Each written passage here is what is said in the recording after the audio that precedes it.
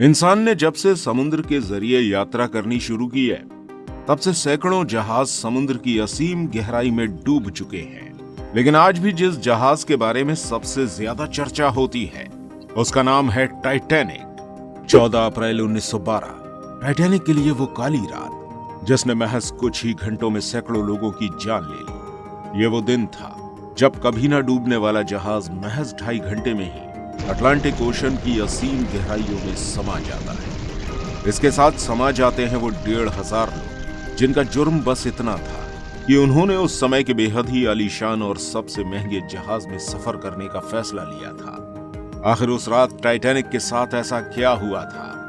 आखिर कैसे 1100 दिनों में बनाया जाने वाला टाइटैनिक जहाज केवल कुछ ही घंटे में डूब गया? जानेंगे इसकी पूरी कहानी इसी वीडियो में, तो वीडियो के अंत तक जरूर बने रहिएगा। ये बात है आज से करीब 111 साल पहले की, जब ब्रिटेन दुनिया का एक सबसे बड़ा जहाज बनाना चाहता था। एक ऐसा जहाज जो 5 स्टार होटल से भी ज्यादा सुख सुविधाओं से लैस हो। एक ऐसा जहाज जिस पर बैठने का सपना दुनिया के हर एक इंसान का हो, और ऐसा जहाज जो कभी न डूब सके। लेकिन उन्हें कहां पता था कि जितनी मेहनत वो इस जहाज को बनाने में लगाने वाले थे, वो जहाज न केवल डूबेगा बल्कि अपने पहले सफर में ही डूबेगा और अपने साथ सैकड़ों लोगों को भी ले डूबेगा। ब्रिटेन ने इस जहाज के निर्माण का जिम्मा व्हाइट लाइन स्टार कंपनी को सौंपा था। इसके निर्माण का कार्य 31 मार्च सन 1909 में शुरू किया गया और पूरे 3 साल बाद 31 मार्च सन 1912 में जहाज पूरी तरह बनकर तैयार हो गया। टाइटैनिक को बनाने में उस समय $7.5 मिलियन की लागत आई थी, जो कि आज के समय में इन्फ्लेशन को जोड़कर करीब $350 मिलियन होते हैं। और इसको बनाने में उस समय की सबसे आधुनिक टेक्नोलॉजी का उपयोग किया गया था। ब्रिटेन सरकार चाहती थी टाइटैनिक एक ऐसा जहाज बने जिसको टक्कर देने वाला कोई जहाज ना हो, इसलिए इसे इतना आलीशान बनाया गया जिसकी किसी ने कल्पना तक नहीं की थी। 3 सालों में 3000 वर्कर्स द्वारा बनाया गया ये जहाज वाकई में अद्भुत था। हालांकि इतने बड़े जहाज को बनाना कोई मामूली काम नहीं था। कहते हैं इसका निर्माण होते होते 9 लोगों की जान चली गई थी और 40 लोग घायल भी हुए थे। टाइटैनिक का कुल वजन 46,328 टन, चौड़ाई 92 फुट और लंबाई में 882 फुट था। यानी इतना लंबा कि अगर इसको सीधा खड़ा कर दिया जाता तो यह आज की 17 मंजिला इमारत के बराबर होता। इसका बाहरी इंटीरियर बेहद खूबसूरत था और इसके अंदर जिम और स्विमिंग पूल भी थे। टाइटैनिक को 3 category first class, second class और थर्ड क्लास में बांटा गया था, जहां फर्स्ट क्लास में reception room, saloon, dining, restaurant, smoking room, reading और राइटिंग रूम के साथ साथ और भी कई सुविधाएं थी। एक तरह से महल से कम नहीं था। दूर से देखने पर टाइटैनिक और बाकी अन्य जहाजों में साफ अंतर देखा जा सकता था, क्योंकि ये बाकी अन्य जहाजों के मुकाबले उस समय के हिसाब से बहुत विशाल था। इस जहाज के ऊपर 4 चिमनी थी, जिनमें से 3 से ही धुआं निकलता था। चौथी चिमनी को सिर्फ खूबसूरती बढ़ाने और स्थिरता प्रदान करने के लिए लगाया गया था। टाइटैनिक को चलाने के लिए एक दिन में 600 से 850 टन कोयले की जरूरत पड़ती थी, जिसके लिए उस समय करीब 170 लोगों को काम पर रखा गया था। टाइटैनिक में सुरक्षा का पूरा ध्यान रखा गया था। इतने बड़े और मजबूत टाइटैनिक का निचला हिस्सा 16 अलग अलग वाटर टाइट कंपार्टमेंट से बनाया गया था। कंपनी का कहना था अगर 16 में से 4 कंपार्टमेंट में भी पानी भर जाता है, तब भी ये जहाज पानी में नहीं डूबेगा। सुरक्षा के लिहाज से इस जहाज का बेस 2-2 लेयर से बना था। अगर ऊपरी लेयर टूट भी जाता तब भी जहाज सुरक्षित रहता, ऐसा व्हाइट लाइन स्टार कंपनी का कहना था। टाइटैनिक के इन्हीं 2 फीचर्स के कारण इसे अनसिंकेबल शिप यानी कभी न डूबने वाला जहाज कहा गया था। टाइटैनिक की कहानी शुरू होती है 10 अप्रैल 1912 को। इस दिन टाइटैनिक अपनी पहली यात्रा पर निकला था। क्योंकि टाइटैनिक जहाज का बड़े जोरों शोरों से प्रचार किया गया था, इसलिए यात्रा से पहले इसकी एक झलक देखने के लिए हजारों लोग समुद्र के किनारे इकट्ठे हुए थे। 10 अप्रैल 1912 को 2223 यात्रियों के साथ टाइटैनिक इंग्लैंड साउथहैम्पटन से न्यूयॉर्क शहर के लिए निकलता है। जहाज अपनी फुल स्पीड लगभग 40 किलोमीटर प्रति घंटे की रफ्तार से आगे बढ़ रहा था। आयरलैंड से न्यूयॉर्क जाते जाते टाइटैनिक को रास्ते के बीच आइसबर्ग होने की चेतावनी मिलने लगी। लेकिन जहाज के कैप्टन एडवर्ड स्मिथ ने इन चेतावनियों को ज्यादा सीरियस नहीं लिया।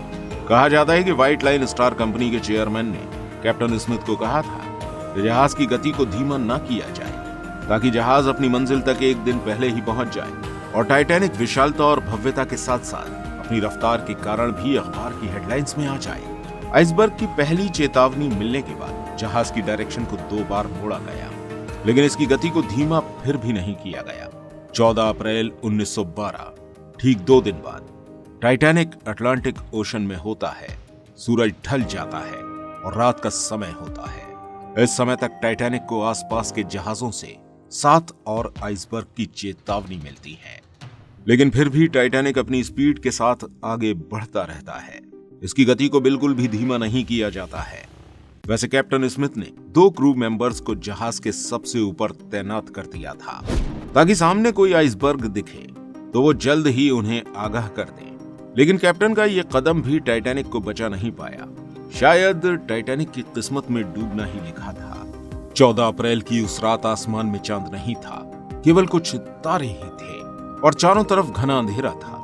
इसलिए दूर मौजूद किसी चीज को दूर से ही देख पाना बिल्कुल भी संभव नहीं था। इन दोनों क्रू मेंबर्स में से एक क्रू मेंबर को सामने एक बड़ा पहाड़ जैसा आइसबर्ग दिखाई देता है और वो बिना समय गवाए नीचे अधिकारियों को खबर पहुंचाता है कि सामने एक बड़ा सा आइसबर्ग है और जहाज को दूसरी तरफ मोड़ने को कहता है। ये खबर सुनते ही सभी अधिकारी विचलित होने लगते हैं और जितनी जल्दी हो सके उतनी जल्दी जहाज को आइसबर्ग की दूसरी तरफ मोड़ने की कोशिश करते हैं। लेकिन जब तक आइसबर्ग मिलने की चेतावनी मिली तब तक बहुत देर हो चुकी थी। टाइटैनिक चालकों के सभी प्रयासों के बावजूद जहाज आइसबर्ग से टकरा जाता है। आइसबर्ग के टकराने से 37 सेकंड पहले ही क्रू मेंबर्स को आइसबर्ग दिखा था। इसका मतलब जहाज को मोड़ने के लिए ज्यादा से ज्यादा 25 से 30 सेकंड का ही समय बचा था।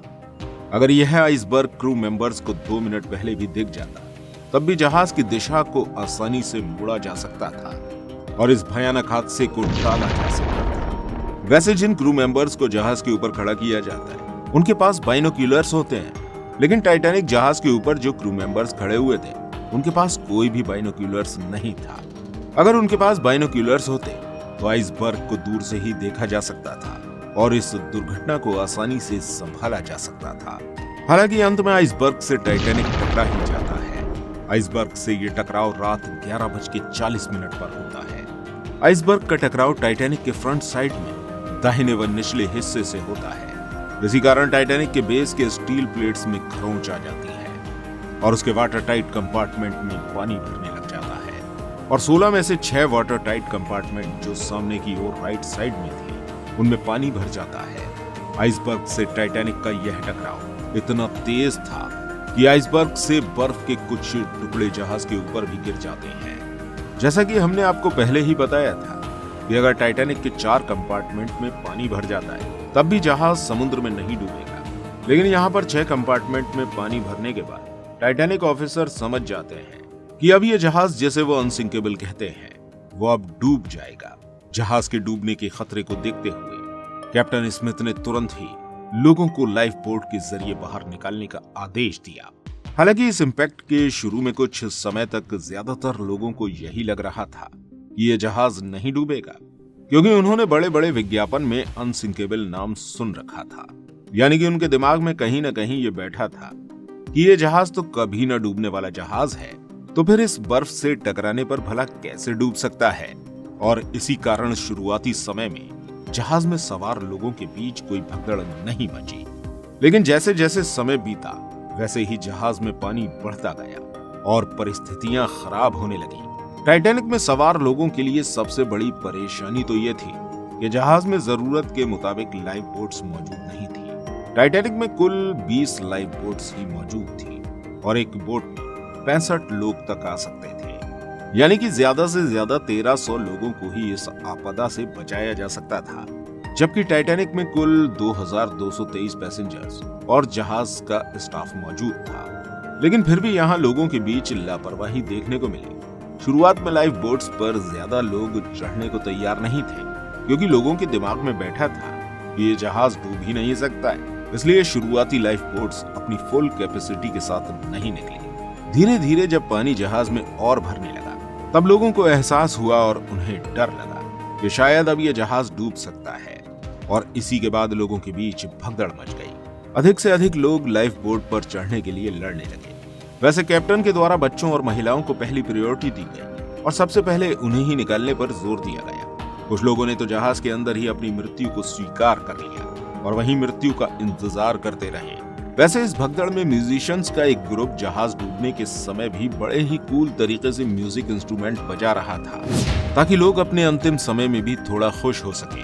धीरे धीरे जहाज में पानी का लेवल बढ़ता गया और जहाज का अगला हिस्सा पानी में डूबने लगा और पिछला हिस्सा सीधा खड़ा हो गया। रात के करीब 2:20 पर वो समय आया जब जहाज बीच से टूटने लगा और दो हिस्सों में बट गया।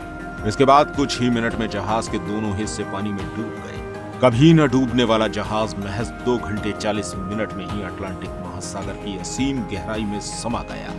इस घटना से पहले 700 लोगों को लाइफ बोट्स के जरिए बचा लिया गया था और लगभग 1500 लोग जहाज के साथ पानी में डूब गए। जिस जगह टाइटैनिक आइसबर्ग से टकराया था वहां समुद्र के पानी का तापमान -2 डिग्री सेल्सियस था, यानी कि जो लोग तैरकर कुछ घंटे जिंदा रह सकते थे वो लोग भी 20 मिनट से ज्यादा इस पानी में जिंदा नहीं रह पाए और देखते ही देखते 1500 लोगों की भयानक मौत हो गई। आइसबर्ग की इस घटना से शायद टाइटैनिक को बचाना नामुमकिन था, लेकिन अगर जहाज में पर्याप्त लाइफ बोट्स होती तो लोगों को जरूर बचाया जा सकता था।